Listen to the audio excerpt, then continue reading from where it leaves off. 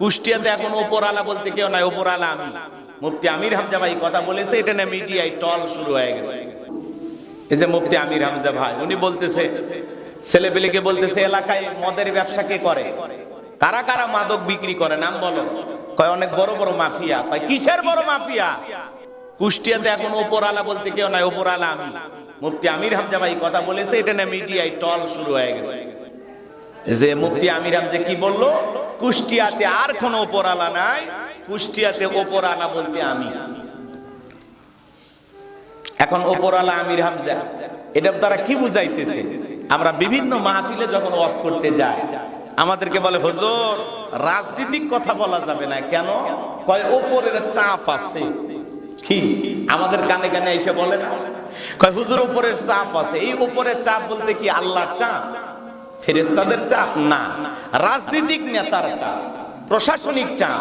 যে হুজুর রাজনীতির কথা বলা যাবে না, এলাকায় সব দলের লোক আমরা বসবাস করি, ঝামেলা হইতে পারে, হ্যাঁ আপনিও বিপদে পড়বেন, মাহফিল কমিটি বিপদে পড়বে, অতএব নারা দেওয়ার দরকার নেই। ইমান আছে, আল্লাহর কাছে দাম আছে। ইমান নাই, আচ্ছা বলেন তো পাসপোর্ট ছাড়া বিদেশে যাওয়া যায়? বিদেশে যেতে গেলে কি লাগে? পাসপোর্ট লাগে না?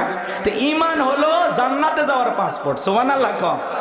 ইমান আছে, জান্নাতের ভিসা লাগবেই। কথা কয় না? জান্নাতের ভিসা লাগবে ইনশাআল্লাহ। কিন্তু কোন বেঈমানের জন্য জান্নাতের ভিসা লাগবে? সবগুলো কই যাবে? জাহান্নামে। এই জন্য বলতেছি, ক্ষমতা থাকলেই সফল হওয়া যায় না, টাকা থাকলেই সফল হওয়া যায় না, নায়ক সুপারস্টার ফুটবল ক্রিকেটার এগুলো হলেই সফল হওয়া যায় না। আল্লাহর কাছে সফল হতে পারবে তারা ঈমান আনবে যারা, হোক না সে রিকশা চালক, হোক না ফকির, হোক না মিসকিন, হোক না সাদা, হোক না কালো, হোক না ধনী, হোক না গরিব, ঈমান আছে, আল্লাহর কাছে দাম আছে। তাহলে আমরা সবাই ঈমানদার তো ইনশাআল্লাহ। এইজন্য আল্লাহ রাব্বুল আলামিন বলেন কদ আফলাহাল মুমিনুন, অবশ্যই মুমিনেরা সফল, অলরেডি মুমিনেরা সফল। ভালো করে বোঝার চেষ্টা করবেন। ঈমান আনার পরে আল্লাহ রাব্বুল আলামিন আপনাকে আমাকে যে দায়িত্ব দিলেন, গভীর মনোযোগ দিয়ে কথাগুলো শুনে যাবেন। ছোট্ট একটা প্রশ্ন আপনাদেরকে করি, একজন অমুসলিম জোহরের নামাজের পূর্বে ঈমান গ্রহণ করেছে, ওই ব্যক্তির উপরে জোহরের সালাত আদায় করা কি?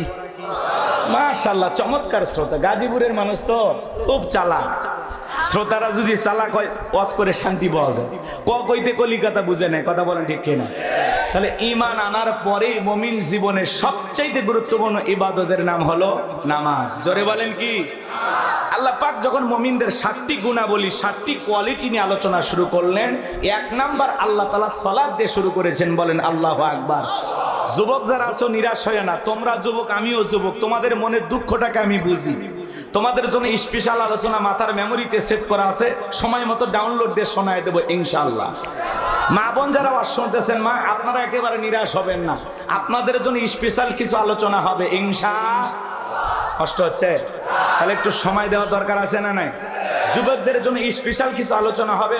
মুমিন বান্দার 4 নাম্বার গুণাবলীতে যা খালি যুবকদের ওয়াজ, কারো আস ইনশাআল্লাহ। একটু অপেক্ষা করেন বাজান গো আমার, গভীর মনোযোগ দিয়ে কথাগুলো শুনে যান। তাহলে মুমিন বান্দার 1 নাম্বার গুণাবলী, আল্লাহ রাব্বুল আলামিন বলেন আল্লাযীনা হুম ফি সালাতিহিম খাশিউন।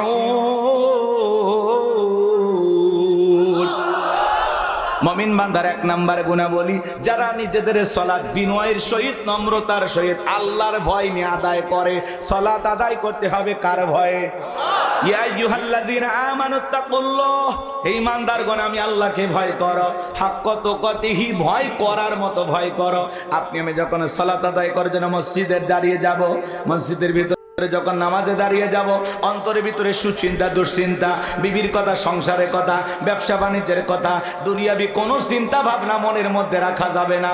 সব চিন্তা ভাবনা, টেনশন মসজিদের বাইরে রেখে আল্লাহর ভয় নিয়ে নামাজে দাঁড়াইতে হবে। আপনি এমন ভাবে নামাজে দাঁড়িয়ে যাবেন, মনে মনে ভয় করবেন, আমি নামাজ আদায় করতেছি, আমার আল্লাহ আমাকে দেখতেছেন। মনে মনে নামাজ আদায় করবেন আর এই স্মরণ করবেন, আমি নামাজ আদায় করতেছি, আমার আল্লাহ আমার সামনেই দাঁড়িয়ে আছেন। এইরকম ভয় নিয়ে আপনাকে আমাকে সালাত আদায় করতে হবে। আমার ভাইয়ারা, বিশ্বনবী কিভাবে সালাত আদায় করতেন? আম্মা জান আয়েশা ডেকে বলেন, নবীজি যখন নামাজের মধ্যে দাঁড়িয়ে যেতেন, আমি মাঝে মাঝে তাকায় দেখতাম নবীজির পা মোবারক ফুলে উঠেছে। আম্মা জান আয়েশা ডেকে বলেন, নবীজি এত লম্বা সময় রুকুতে থাকতেন, এত লম্বা সময় সিজদা থাকতেন, মাঝে মাঝে মনে হয় নবীজি আর কোনোদিন সিজদা থেকে মাথা উঠাবেন না। আম্মা জান আয়েশা ডেকে বলেন, একদিন রাতের বেলায় দেখি নবীজি সিজদা দিয়ে এত কান্না করেছেন, কাঁদতে কাঁদতে সিজদার জায়গাটা পর্যন্ত ভিজে গেছে। নবী যখন সিজদা থেকে মাথা উঠাইলেন, আম্মা জান আয়েশা জিজ্ঞাসা করে, নবী গো কেন কান্না করলেন, কি হয়েছে আপনার? নবী ডেকে বলে, আয়েশা আমি তো আমার জন্য কাঁদি না, আমি কাঁদি আমার গুনাহগার উম্মতের জন্য। আমি আল্লাহর কাছে কেঁদে কেঁদে বলি, আল্লাহ আমার গুনাহগার উম্মতের গুনাহগুলো মাফ করে দাও, আমার গুনাহগার উম্মতকে ওই কঠিন জাহান্নামের আগুন থেকে মুক্তি দাও। নবী যদি আপনার আমার গুনাহ মাফের আশায় আল্লাহ তাআলার কাছে দোয়া করেন, আমরা তো হলাম মূল ভিকটিম, মূল আসামি, মূল অপরাধী। সকাল বিকাল গুনাহ করি বাজান, যেই নবীর জীবনে কোনো গুনাহ নাই সেই নবী 70 থেকে 100 বার ইস্তেগফার পড়তেন, তওবা পড়তেন। চিন্তা করেন বাজান, নবীর জীবনে গুনাহ নাই, সেই নবী যদি ইস্তেগফার পড়েন, আমরা তো পলকে পলকে গুনাহ করি, চলতে ফিরতে গুনাহ করি। আমাদের তওবা করা দরকার আছে না? না, নিজেদের গুনাহ মাফের জন্য সিজদা দিয়ে কান্না করতে হবে কার কাছে? 5 ওয়াক্ত সালাত, এটা তো ডিউটি, এটা তো অবশ্যই আপনাকে পালন করাই লাগবে। 5 ওয়াক্ত সালাত নফল না ফরজ? একটু জোরে বলেন। এ বাজান মন খারাপ করবেন না। সবচেয়ে আফসোসের কথা হলো, মুসলমানের কাছে যদি নামাজের ওয়াজ করা লাগে, এর চাইতে বড় দুঃখ আর নাই। ভালো করে বোঝার চেষ্টা করবেন গাজীপুরের মুসলমান ভাইয়েরা, 5 ওয়াক্ত সালাত এটা তো রবের বাধ্যতামূলক অর্ডার, অবশ্যই আপনাকে আদায় করা লাগবে। 5 ওয়াক্ত সালাত আদায় করা লাগবে। পাশাপাশি গভীর নিশীথে রাতের 1টা 2টা 3টার দিকে উঠা বিবির ভালোবাসা ত্যাগ করে আরামের বিছানা ত্যাগ কইরা ঠান্ডা পানি দিয়া ওযু বানাইয়া নিরালাই নিবৃত্তিতে সিজদা দিতে হবে কাকে?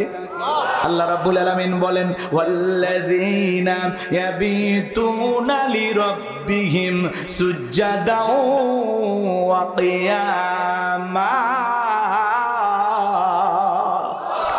সূরা ফুরকানের ভিতর আল্লাহ পাক জানিয়ে দিলেন, যারা রাত্রি জাগরণ করে আমি আল্লাহকে সিজদা দেয়, আমি আল্লাহর জন্য দণ্ডায়মান হয়ে যায়।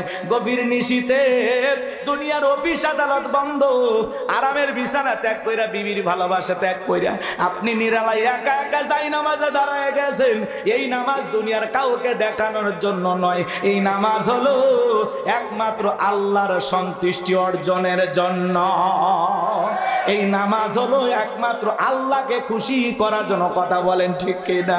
বলিন না, সালাতি ওয়া নুসুকি ওয়া মাহইয়ায়া ওয়া মামাতি লিল্লাহি রাব্বিল আলামিন।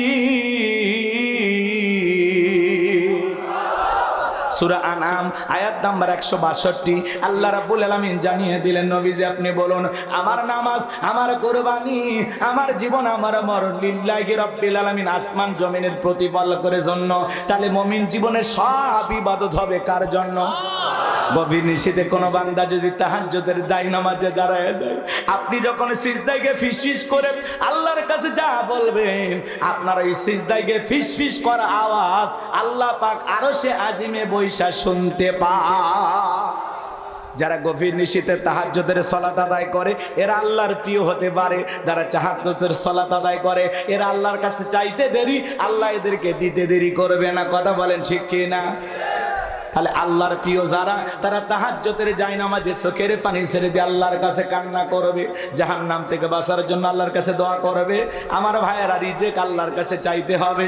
আপনার যদি একটা জুতার, যদি স্যান্ডেলের যদি একটা ফিতাও লাগে, তবুও চাইতে হবে কার কাছে? দুনিয়ার কারো কাছে চাইবো না, আমরা চাইবো কার কাছে? আল্লাহর কাছে চাইলে আল্লাহ ফেরত দেবে।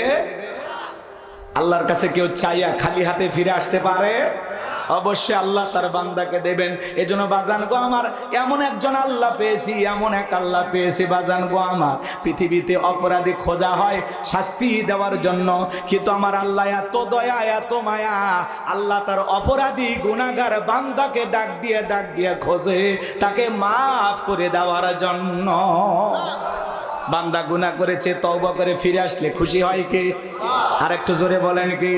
আমার ভাইরা, এজন্য আল্লাহ তাআলার কাছে তওবা করে ফিরে আসতে হবে। তাহলে গভীর নিশিতে তাহাজ্জুদের নামাজ আদায় করে যারা আল্লাহর প্রিয় গোলাম হতে পারবে তারা। আল্লাহর বান্দা তাহাজ্জুদ পড়ে, আর কিছু কিছু দুষ্ট যুবক আছে ইউটিউব ইন্টারনেট ঘাটাঘাটি করে সারা রাত মোবাইলে চ্যাটিং কইরা ফজরের আজান হয় যখন ওই হাইব্রিড যুবক ঘুমাইতে যায় তখন নামাজও পড়ে না। যুবক রে, এই ঘুম ভাঙলে সকাল, না ভাঙলে পরকাল। কথা বলেন, কেমন করে ঘুমাও তুমি? ওরে গাজীপুরের যুবক, কেমন করে ঘুমাও তুমি? ফজর করে কাজা, এমন তো হতে পারে ও তোমার জহরে জানাজা, এমন তো হতে পারে ও তোমার জহরে জানাজা। যুবক, এখনো সময় আছে, ফিরে আসার দরকার আছে না নাই? ফজর পরে ঘুমানোর দরকার আছে না নাই? ফজর পরে তাড়াহুড়া করে ঘুমাবেন না, কিছু সময় একটু হাঁটা চলাচল করবেন, এরপরে 1-1.5-2 ঘন্টা দেরি করে ঘুমাবেন। ফজর পরেই ঘুমাবেন না, একটু সময় নিয়ে চলাচল করবেন, কোরআন তেলাওয়াত করবেন, জিকির করবেন, এরপরে ঘুমাবেন ইনশাআল্লাহ। কষ্ট হচ্ছে? আমার কথা কি বিরক্ত হচ্ছেন আপনারা?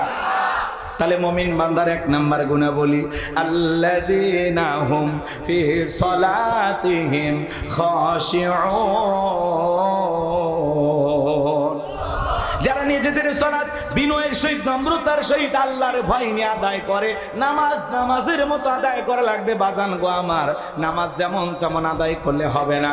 জোহরের 4 রাকাত সুন্নাত, ইমাম আর মুসল্লি একসাথে নিয়ত বেঁধেছে, ইমামের 2 রাকাত হওয়ার আগে মুসল্লি 4 রাকাত শেষ। হুজুর এবার জিজ্ঞাসা করেছে, বাজান আমার 2 রাকাত হয় না, আপনার 4 রাকাত হয়ে গেল। বলে, হুজুর আপনাদের চর্চা কম। এক মুরব্বী চাচা এত তাড়াহুড়া করে ওযু করছে বাজান, এক ঠ্যাং না ধুয়ে মসজিদে ঢুকছে। তাই সালাম মসজিদ পিছলাকায়, চাচা একদিক লঙ্গি একদিক, তাও বলে আল্লাহু আকবার।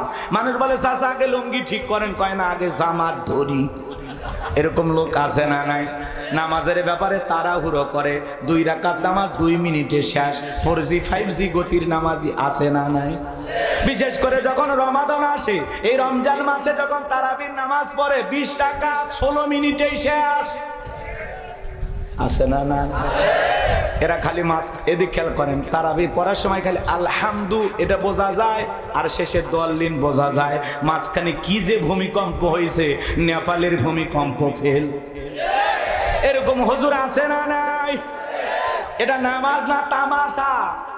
এরকম নামাজ আদায় করলে আল্লাহর দরবারে কবুল হওয়া দূরের কথা, মসজিদের ছাদের উপর উঠবে না। নামাজ না তামাশা করলে হবে না। নামাজ পড়া লাগবে কিভাবে? ধীরস্থির ভাবে। কিভাবে নামাজ আদায় করবেন? আপনি জহরে নামাজ আদায় করতেছেন, ভালো করে বোঝার চেষ্টা করবেন। একজন ফাঁসির আসামিকে যদি বলা হয় রাত 10টা